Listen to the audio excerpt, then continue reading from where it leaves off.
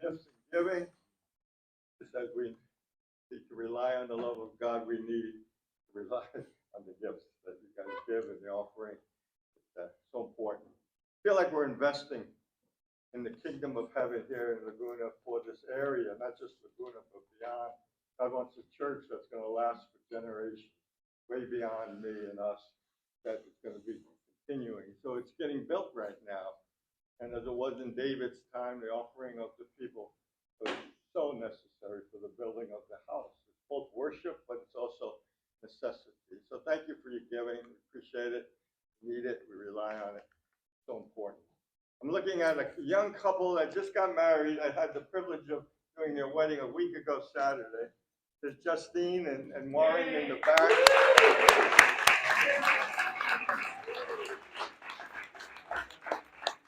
And Justine's mom is here too, the mother of the bride. So we want to, again, just say thank you, welcome. I see some new faces and glad you guys are here. And welcome to Networks. And we look forward to getting to know you after the service and after Jay brings us Romans 3rd chapter again. Do the kids go? Yeah, teens are going to go outside.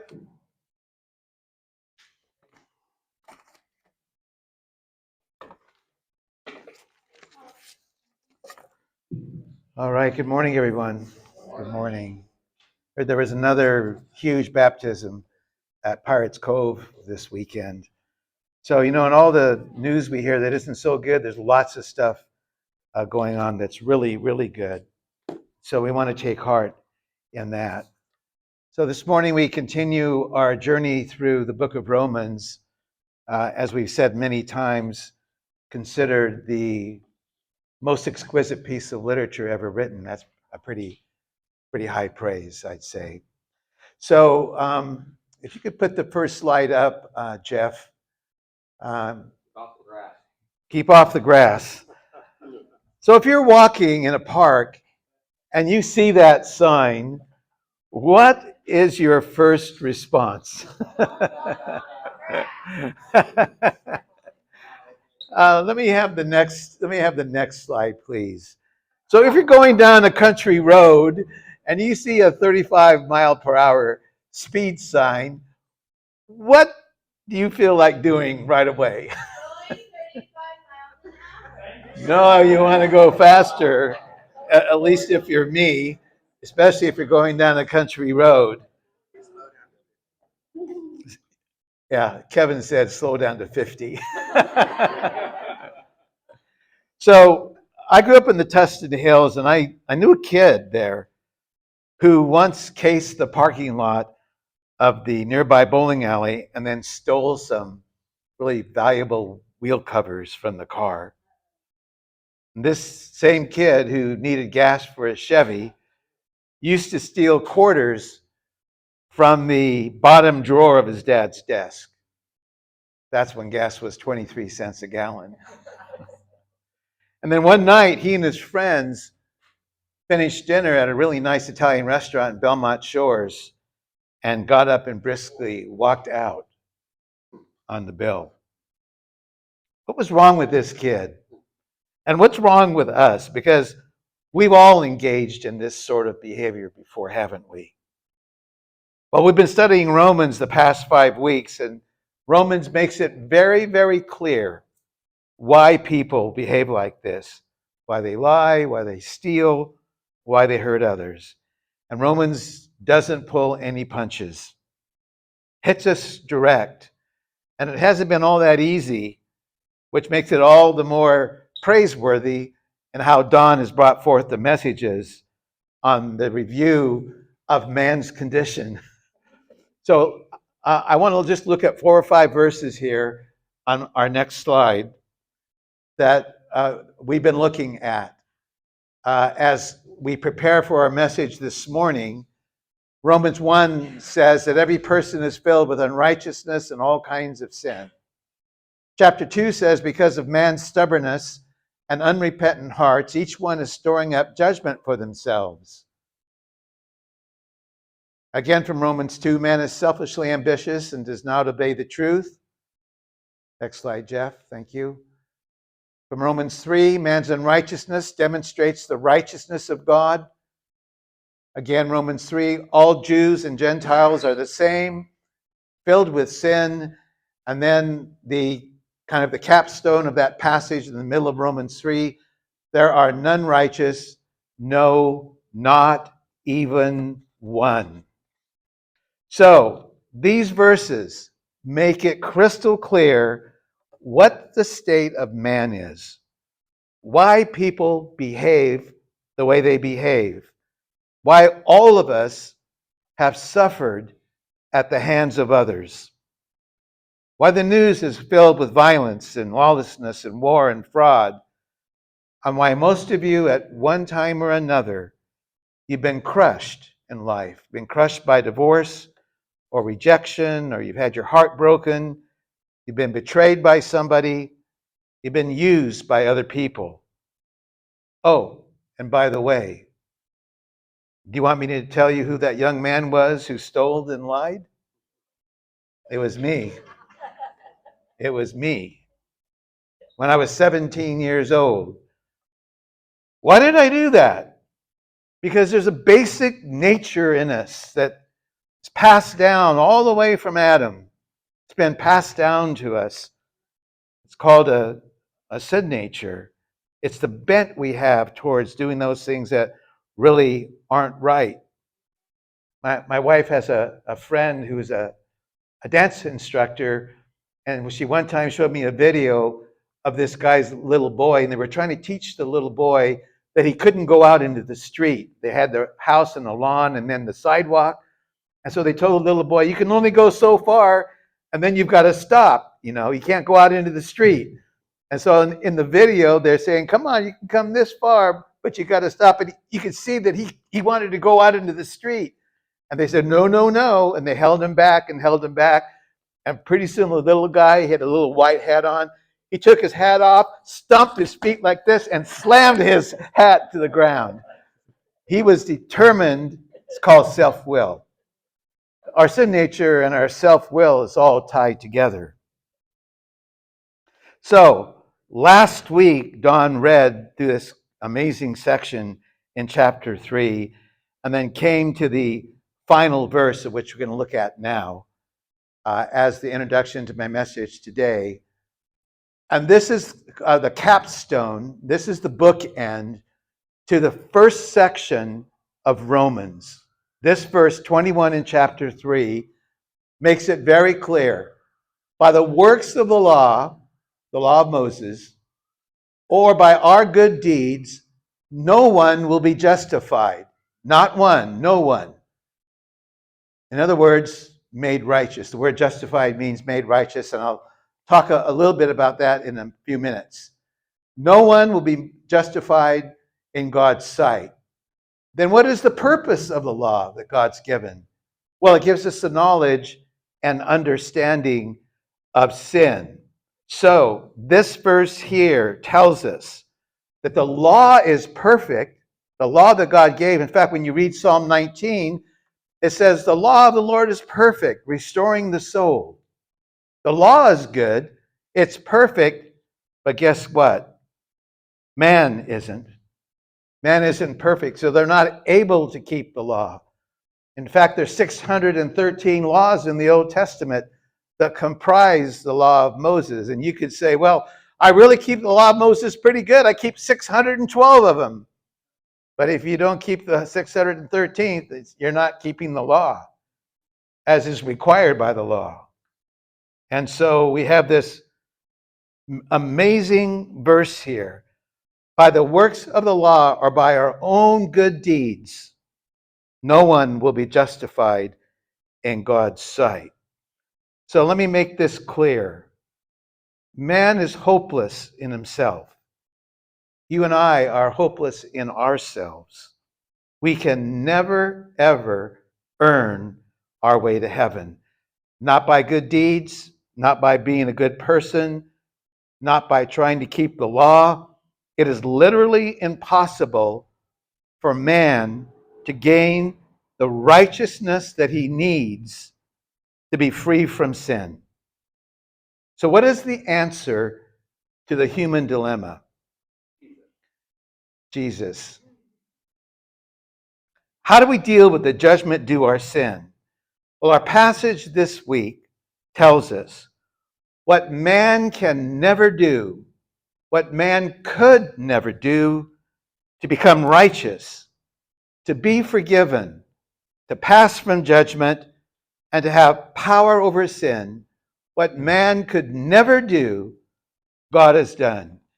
Praise his name.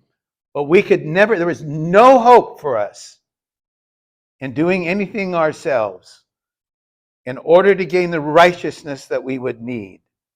Beginning this morning, and thankfully and wonderfully, we move into the second main glorious section of Romans, and we observe now in this second section of Romans, which will go from chapter 3, verse 21 to the end of the chapter, verse 31, all of chapter 4 and all of chapter 5, gives us the most in-depth, glorious, wonderful, amazing, spectacular view of what Jesus has done to make us righteous. Now, here's the big problem we have, everyone. Any of you who've been going to church for a while, any of you who have been a Christian for a while, we've heard about salvation so much. We've heard about the gospel so much. We did a whole series on the gospel here a few months ago. We heard it so much, and we read about it so much, and we see films about it, and we hear songs about it. What can happen is we can sort of take all of it for granted. You know what I mean? Well, I know all of this. I know that Jesus died for my sins and all of that. But this is what Romans is trying to impress us. It's trying to impress us and convince us of two things. One, sin might be a little bit more serious than we think. That's number one. And number two, we should never take what Jesus did for granted. We should never do that. Because there is depths of what Jesus has done that I think when we go into eternity, I think that we will be receiving revelation of what Jesus has done for us here on earth that made it possible for us to be in heaven for eons and eons and eons, for time upon time upon time.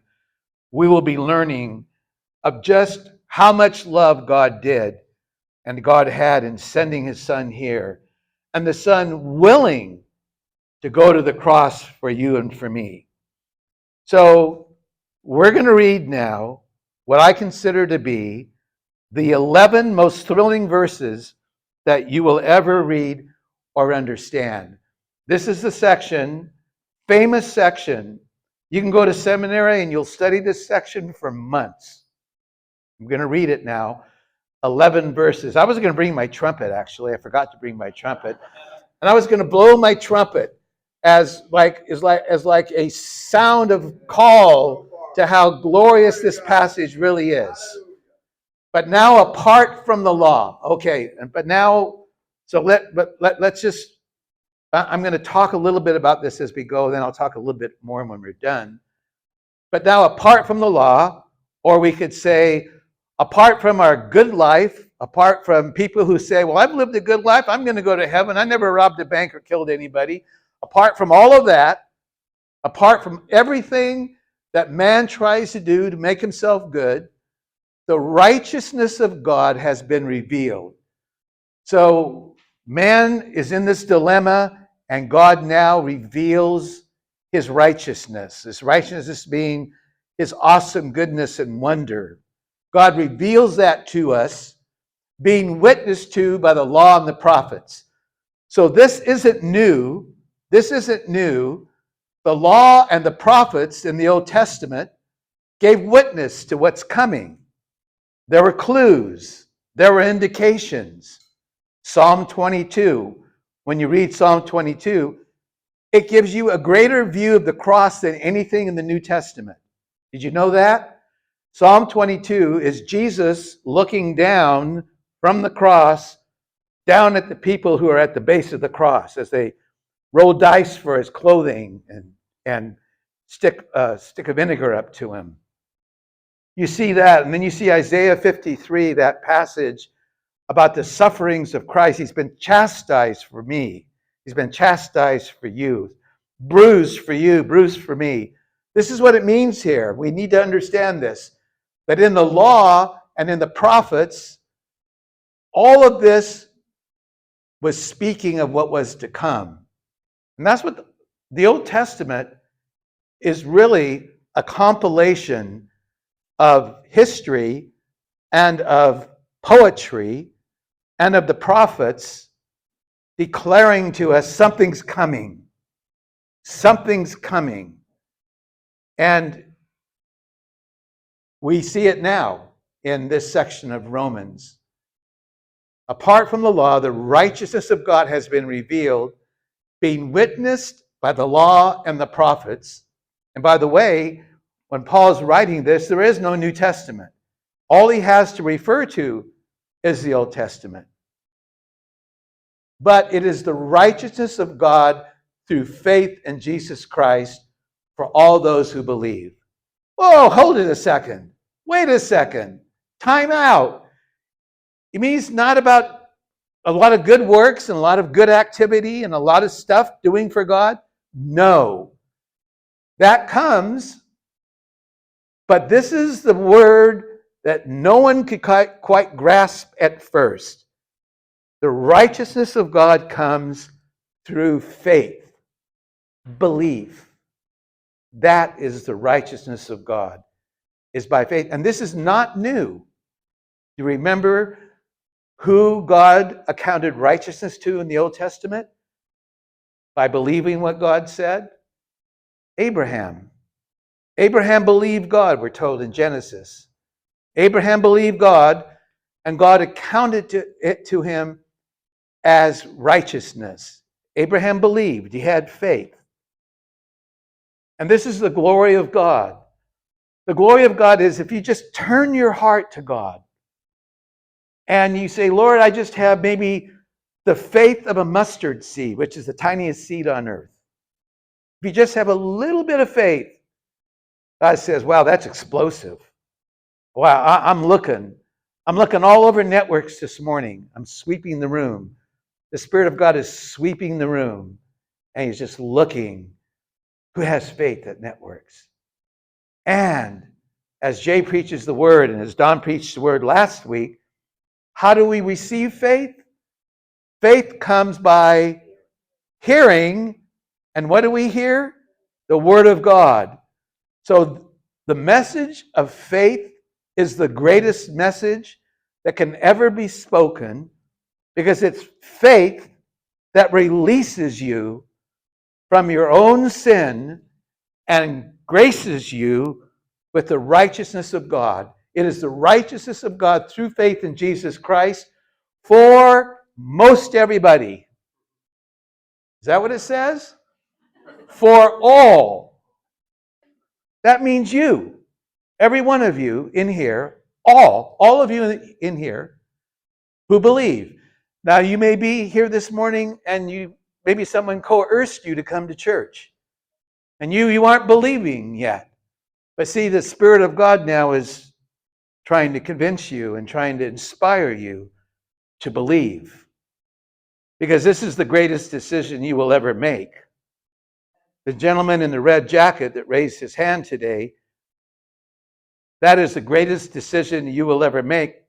Because when your faith connected with the message that Don gave, you pass from spiritual death to spiritual life. It says in the book of Luke,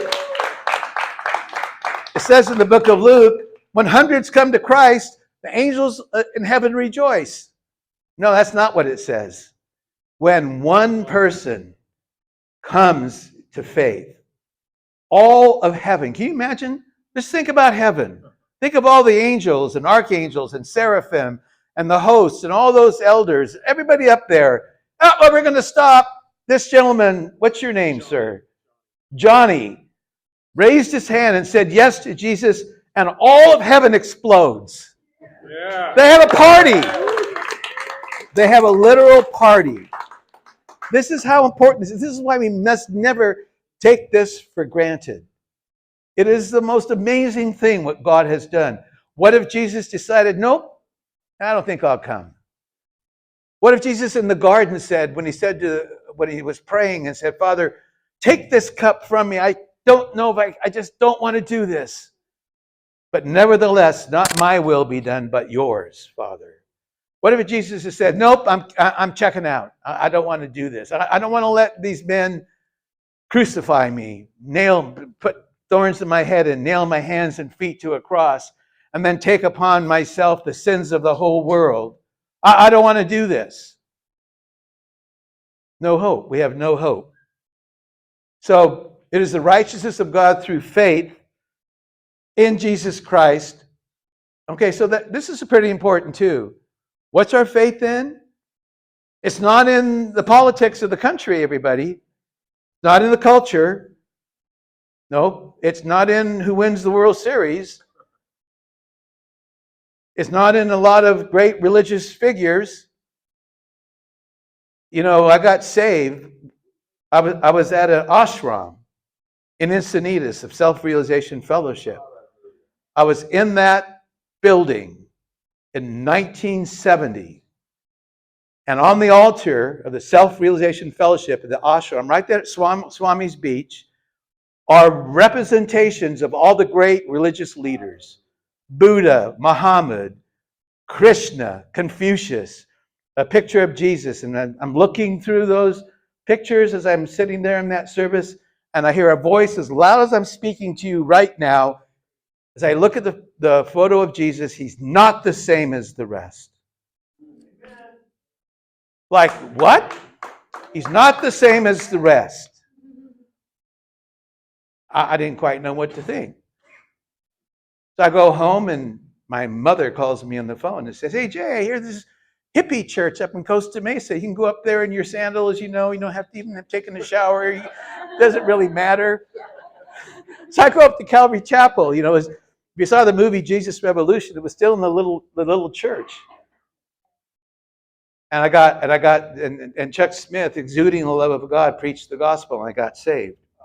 Hallelujah. Okay, so here is verse 23 is the significant verse about all have sinned and fallen short of the glory of God. And this is a rather famous verse because it's one of the 4 spiritual laws in the Campus Crusade for Christ track. It's been so famous over the years, the 4 spiritual laws. The second law is all have sinned and fallen short of the glory of God. Next slide, please, Jeff. Being justified, the word justified, don't be intimidated by it.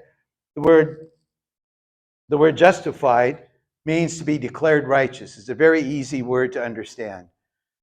Being declared righteous as a gift by his grace through the redemption which is in Christ Jesus. So this tells us what God has done for you and for me is a what? It's a gift. God's offering a gift to the whole human family. And that gift is spoken again in Ephesians. And I'm going to read that to you right now.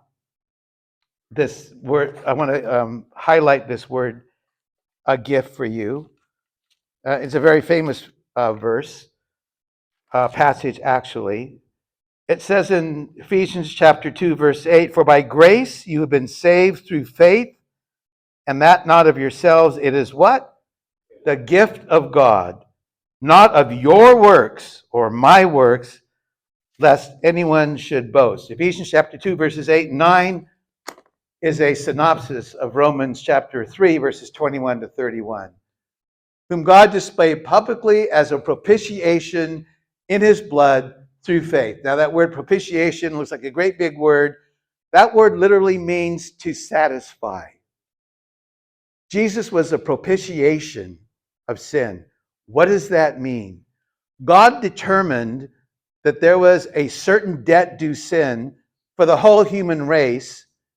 Let's say, okay, let's just take this. If someone were sent to jail and was serving 70 years in jail, you satisfied your 70 years when you finished it. You propitiated your sentence. Jesus paid the full penalty for everybody's sins, from the first human being to the last. That's a pretty extraordinary sacrifice, wouldn't you say? It's a very extraordinary sacrifice. And he did this through the shedding of his blood, and then we receive it through faith. This was to demonstrate his righteousness, because in God's mercy, in his merciful restraint, he let the sins previously committed go unpunished. They were unpunished previously, but now they're not unpunished because Jesus has taken that punishment. Next slide, please. For the demonstration that is of his righteousness at the present time, so that he would be the just and the justifier of the one who has faith in Jesus. Where then is boasting? What can you say that you've done to contribute to this salvation, to your redemption, to being reconciled to God, to your deliverance? What can you say? There is no boasting, everyone. It has been excluded. By what kind of law? Of works? No. By the law of faith? No.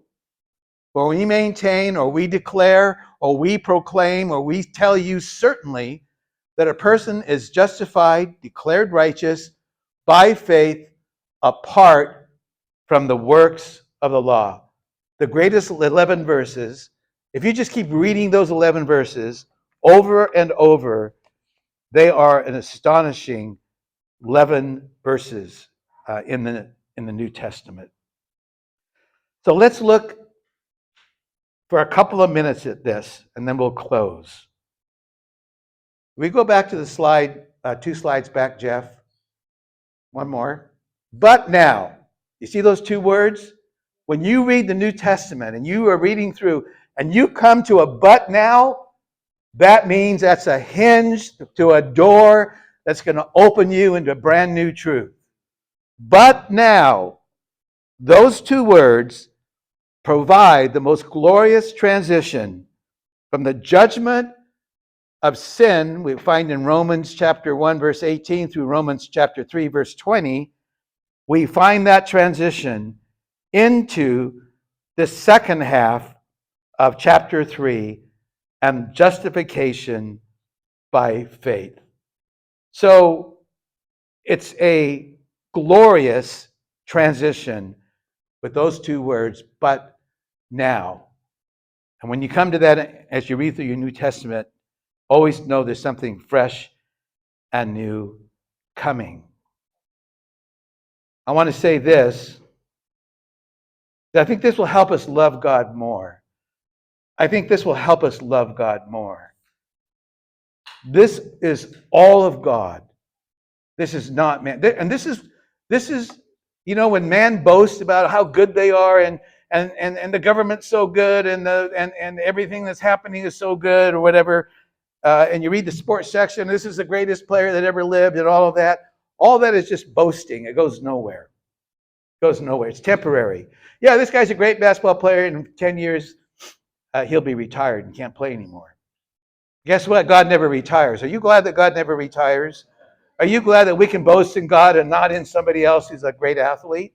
I think great athletes are awesome. I love sports. But I'm not putting my trust in LeBron James. I'm not putting my trust in Mike Trout. I'm not putting my trust in anybody else. I'm putting my trust in God. I encourage all of you to put your trust in God. Now to close. Imagine that you were in prison, convicted by a court, and you've been sentenced to be executed. Imagine that. And yes, you were guilty, and you were judged, and you were awaiting your day of execution. You had no hope. You were languishing there in a miserable and dark cell, when suddenly your prison door burst open and you hear these words: "You have been pardoned." Imagine if that was you. A life sentence to be executed, just waiting it out, and with no hope. And suddenly the door springs open and you've been pardoned. Ladies and gentlemen, this is what God's done for us. He's forgiven us, released us from the bondage of sin, and given us everlasting life. Praise be to his name. All right, thank you. I'm going to ask the worship team to come forward, and we're going to close our service with a song. And worship this morning was truly glorious. Didn't you think so? And we want to finish. Let's all stand. We want to finish. That was a round of applause from this cute little Pomeranian. Thank you. Thank you for that. We want to now, as we're singing whatever song Mo's going to sing here and lead us in, just every word, we want to worship God in a response to this great 11 verses we've looked at. And we could have looked at these verses for a month, but we want to worship God now and thank him. And I know the gentleman in the red jacket has received Christ, but if there's anybody else that wants to receive Christ, you come and see me after the service and we'll talk. Okay?